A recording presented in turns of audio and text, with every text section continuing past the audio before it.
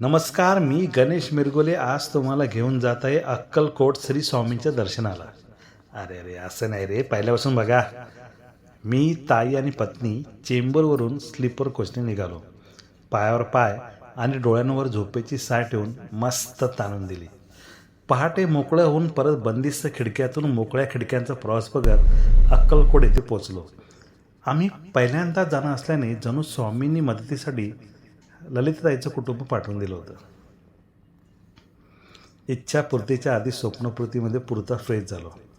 एकत्र कुटुंबाने केलेला ताटभर फराळ हा फरार झालेल्या एकत्र कुटुंब सहलीचा रीतीपणा दाखवून गेला. ताज्या तव्यान्या आणि नव्या मूड आणि कपड्यासह बाहेर पडून गरमागरम चहा घेत सुरू झालं मिशन दर्शन. जिथे हार प्रसाद घेणार तिथेच चपला सुरक्षित राहतात या भावनेने सर्व घेऊन दर्शनाच्या रांगेकडे निघालो. कोणतीही अपेक्षा न करता त्या चिमुरडीने लावलेला टिळा तिला काही देण्यासाठी टाळू शकला नाही. गर्दी आणि गरमी दोघेही जास्त संख्येने उपस्थित होते, पण काही वेळातच अक्षरशः मंदिरासमोर हजर. अफाट इच्छांच्या लाल धाग्याने वेढलेला वटवृक्ष पाहताना त्याची उंची मनात खोली करून गेली. आरती आणि दर्शन घेऊन बाहेर आलो. प्रसाद वाटप, फोटो सेशन आणि मग क्षणभर विश्रांतीनंतर मट्टा पिण्यासाठी एकट्टा आलो.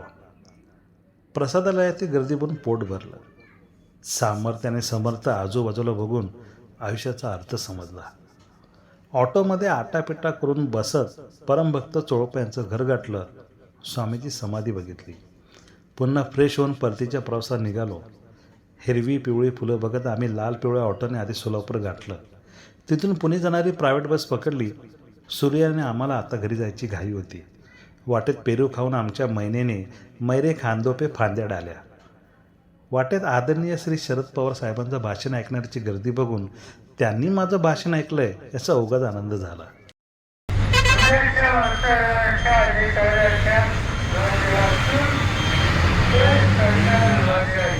मुंबईसाठी स्वारगेटवरून ज्या गाडीत स्वार झालो ती विविध आवाजाने नटलेली होती.